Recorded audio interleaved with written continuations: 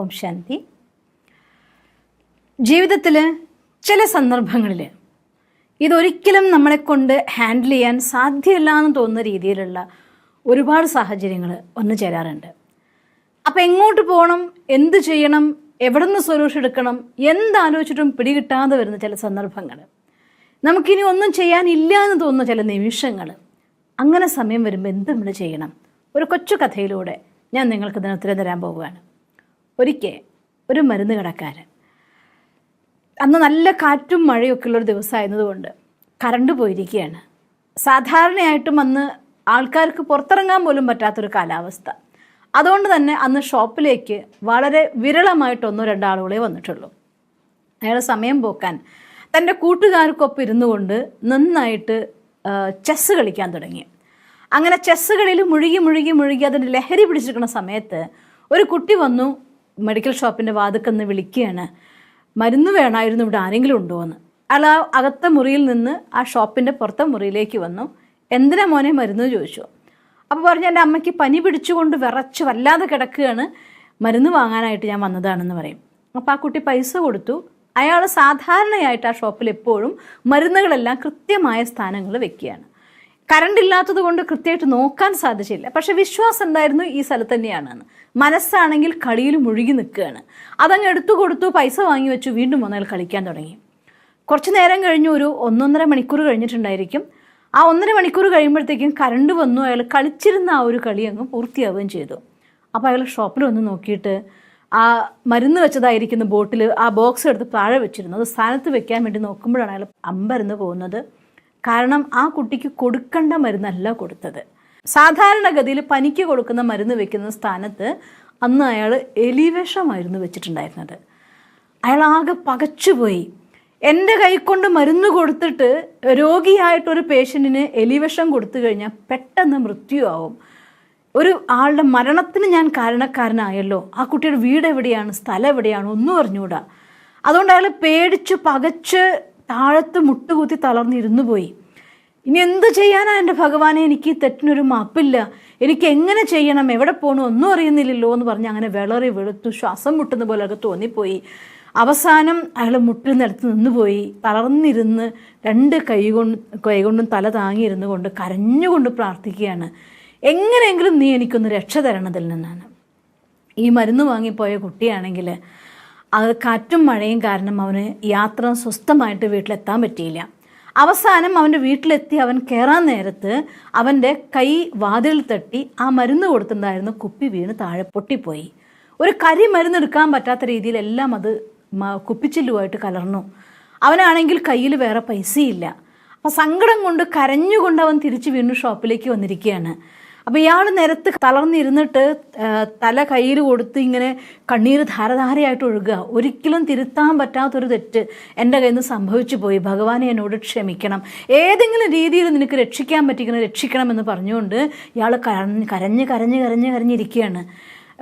ആരെങ്കിലും ഷോപ്പിലേക്ക് വന്നെങ്കിൽ ഇതൊന്നും കൊടുത്ത് എവിടേക്കെങ്കിലും ഓടിപ്പോണോ, രക്ഷപ്പെട്ടു പോണോ, എന്ത് ചെയ്യണമെന്ന് അയാൾക്ക് ഒരു പിടിയും കിട്ടുന്നില്ല. ആ ഇരിക്കുന്ന സ്ഥലത്തൊന്നും എണീക്കാൻ അയാൾക്ക് ആവുന്നില്ല, തളർന്നിട്ട്. ആ സമയത്ത് വീണ്ടും ആ കുട്ടിയുടെ ശബ്ദം കേൾക്കുകയാണ് പുറത്ത്, ഇവിടെ ആരുമില്ലേ എന്ന്. അമ്മ മരിച്ച കാര്യം പറയാനാണോ എന്തിനാണോ വന്നെന്ന് അയാൾക്ക് പേടിയായി. എന്നാലും ശരി, അയാൾ എഴുന്നേറ്റ് നിൽക്കുക, കുട്ടിയെടുത്ത് മാപ്പ് പറയാൻ വേണ്ടി എണീക്കുക. അപ്പോൾ കുട്ടി കരഞ്ഞുകൊണ്ട് നിൽക്കണം. ഒന്നും കൂടെ പേടിയായി. അപ്പോൾ എന്ത് പറ്റി മോനെ എന്ന് ചോദിക്കും. പറയാം, സാർ എന്നോടൊരു സഹായം ചെയ്യുമോ, എൻ്റെ കയ്യിൽ ആകെ ഉണ്ടായിരുന്ന പൈസയ്ക്കായിരുന്നു ഞാൻ ആ മരുന്ന് വാങ്ങി കൊണ്ടുപോയത്. പക്ഷേ അവിടെ എത്തിയപ്പോൾ കുപ്പി വീണു പൊട്ടിപ്പോയി. എനിക്ക് എൻ്റെ അമ്മയ്ക്ക് മരുന്ന് കൊടുക്കാൻ പറ്റിയില്ല. ഇനി എൻ്റെ കയ്യിൽ പൈസയില്ല. ഒരു പ്രാവശ്യം കൂടെ എനിക്ക് മരുന്ന് തരുമോ എന്ന് ചോദിക്കുകയാണ്. ഇത് കേട്ടപ്പോൾ എവിടെന്നോ ഒരു കുളിർമഴ പെയ്ത പോലെയൊക്കെ തോന്നിപ്പോയി. സന്തോഷം കൊണ്ട് അയാൾ അറിയാതെ കരഞ്ഞുപോയി. അപ്പോൾ ഈ കുട്ടി അത്ഭുതപ്പെട്ടു പോയി, ഇയാൾ എന്തിനാ കരയുന്നത്? അപ്പോൾ പറയുകയാണ്, എന്തിനാ കരയുന്നത്, എന്താ പറ്റും ചോദിക്കുക കുട്ടി. അപ്പോൾ പറയും, ഒന്നുമില്ല മോനെ, നിൻ്റെ കഷ്ടം കേട്ടിട്ട് ഞാൻ വിഷമിച്ചു പോയതാന്ന് പറയും. കാര്യം അയാൾ പറഞ്ഞില്ല. ആ കുട്ടിക്ക് യഥാർത്ഥ മരുന്ന് കൊടുത്തയച്ചു. മരുന്ന് കൊണ്ട് ആ കുട്ടി പോയ ശേഷം അയാൾക്കത് സത്യമാണെന്ന് വിശ്വസിക്കാൻ വയ്യ. മുട്ടുകുത്തി നിന്ന് വീണ്ടും അയാളെ കരച്ചിലാണ്, ഭഗവാനെ ഇങ്ങനെ നിനക്ക് സഹായിക്കാൻ സാധിക്കുമോ എന്ന് ചോദിച്ചുകൊണ്ട് തീർച്ചയായിട്ടും ജീവിതത്തിൽ ഇത്തരം നിരവധി അനുഭവങ്ങൾ കേൾക്കുമ്പോൾ നമുക്ക് മനസ്സിലാക്കാൻ ഒരു പരമമായിരിക്കുന്ന സത്യം, ഈശ്വരൻ കരുണാസാഗരനാണ്. അറിയാതെ നമ്മുടെ കയ്യിൽ നിന്ന് എന്തെങ്കിലും അബദ്ധം സംഭവിച്ചിട്ടുണ്ടെങ്കിൽ അതിനുള്ള ഒരൊറ്റ സൊല്യൂഷൻ, നമുക്കൊന്നും തിരുത്താനാവില്ലാത്തൊരു സന്ദർഭം വന്നാൽ ഒന്ന് പൂർണ്ണമായി ഭഗവാനോട് മാപ്പ് പറഞ്ഞുകൊണ്ട് ഹൃദയത്തിൻ്റെ ഭാഷയിൽ ഹൃദയത്തിൽ നിന്ന് മാപ്പ് ചോദിക്കുക, ആ തെറ്റ് തിരുത്താൻ വേണ്ടിയിട്ട്. തീർച്ചയായിട്ടും ഭഗവാൻ നമ്മളെ സഹായിക്കാതിരിക്കില്ല. ഇന്ന് ഈ വീഡിയോ നിങ്ങളുടെ മുന്നിലിടാൻ കാരണം, ഒരുപാട് പേര് എന്നോട് നിരന്തരമായിട്ട് ചോദിക്കുന്നുണ്ടായിരുന്നു, അവനവൻ്റെ കയ്യിൽ നിന്നൊരു തെറ്റ് സംഭവിച്ചു പോയി, ജീവിതത്തിൽ അത് ആരോടും പറയാനാവില്ല, അതാരെങ്കിലും അറിഞ്ഞാൽ ജീവിതം തകർന്നു പോവും, മുന്നോട്ട് പോകുന്നതായിട്ടുള്ള യാത്രയിൽ മനസ്സുരുകിയാണെങ്കിൽ ജീവിക്കാനാവാത്തൊരവസ്ഥ, എന്ത് ചെയ്യണം, എങ്ങനെ രക്ഷപ്പെടണം എന്നൊക്കെ ചോദിച്ചുകൊണ്ട് ഇന്ന് അവർക്ക് എല്ലാവർക്കും വേണ്ടി ഞാൻ ഈ ഉത്തരം പറഞ്ഞു തരാണ്. ഒറ്റ വഴിയേ ഉള്ളൂ. കഴിഞ്ഞതിന് ടൈം മെഷീൻ ഒന്നും ഇല്ലല്ലോ നമ്മുടെ അടുത്ത്.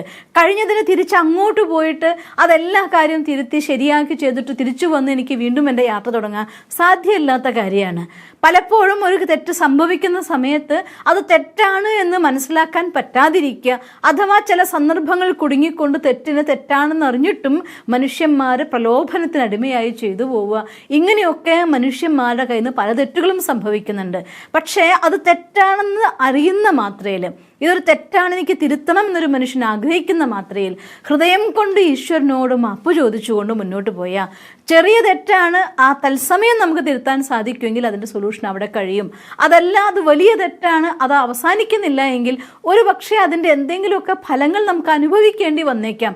അപ്പോഴും സമാധാനിക്കാമല്ലോ നമുക്ക്.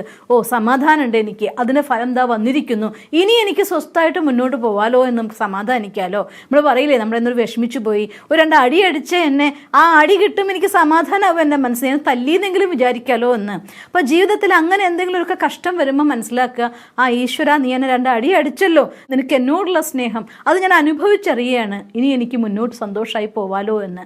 അത്തരത്തിൽ എന്തെങ്കിലുമൊക്കെ കാര്യങ്ങൾ നമ്മുടെ ഇന്ന് സംഭവിച്ചിട്ടുണ്ടെങ്കിൽ അത് തിരുത്താനതായിരിക്കുന്ന പോംവഴി ഈശ്വരൻ്റെ അടുത്ത് ഹൃദയത്തിൻ്റെ ഭാഷയിൽ പറയുക എന്നുള്ളതാണ്. അത് മനസ്സിനുള്ളിൽ കൊണ്ടു നടക്കുമ്പോൾ നമുക്കറിയാം, ഒരു ഗ്ലാസ് വെള്ളം എടുത്തിട്ട് അത് കയ്യിൽ പിടിക്കുക എന്ന് വെച്ചാൽ വളരെ എളുപ്പമാണ്, അതിന് ഭാരമൊന്നുമില്ല.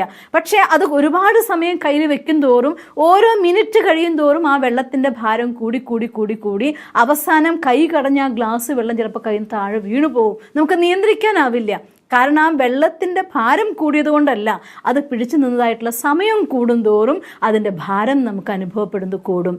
ദ സെയിം വേലാണ് നമ്മുടെ കയ്യിൽ നിന്ന് എന്തെങ്കിലും ഒരു തെറ്റ് സംഭവിച്ചു പോയി, കാര്യങ്ങൾ കൈവിട്ടു പോയി എന്ന് കണ്ടു കഴിഞ്ഞാൽ, നമുക്കാവില്ല അത് തിരുത്താൻ എന്ന് മനസ്സിലായി കഴിഞ്ഞാൽ, അതിനെ മനസ്സിൻ്റെ ഉള്ളിൽ കൊണ്ട് നടക്കും തോറും, ഓരോ ദിവസം കഴിയും തോറും അതിൻ്റെ ഭാരം കൂടി നമ്മൾ എന്ത് പറയുന്നു, എന്ത് ചെയ്യുന്നു എന്ന് തിരിച്ചറിയാൻ പറ്റാത്ത രീതിയിൽ ഉള്ളിൽ നിന്ന് ഭയം വന്നുകൊണ്ട് നമ്മളെ കീഴ്പ്പെടുത്തുകയും, പാനിക് അറ്റാക്ക് പോലുള്ള സന്ദർഭങ്ങളിൽ, അല്ലെങ്കിൽ നമ്മൾ എങ്ങനെ പെരുമാറുന്നു എന്ന് സ്വയം തിരിച്ചറിയാൻ പറ്റാത്ത രീതിയിൽ മോശമായി പെരുമാറിക്കൊണ്ട് സംബന്ധങ്ങളുടെ തകർച്ചയ്ക്ക്, അതല്ലെങ്കിൽ നമ്മൾ തന്നെ മറ്റേതെങ്കിലും രോഗികളായിട്ട് ഏതെങ്കിലും രീതിയിൽ അത് പുറത്തേക്ക് ഒഴുകും.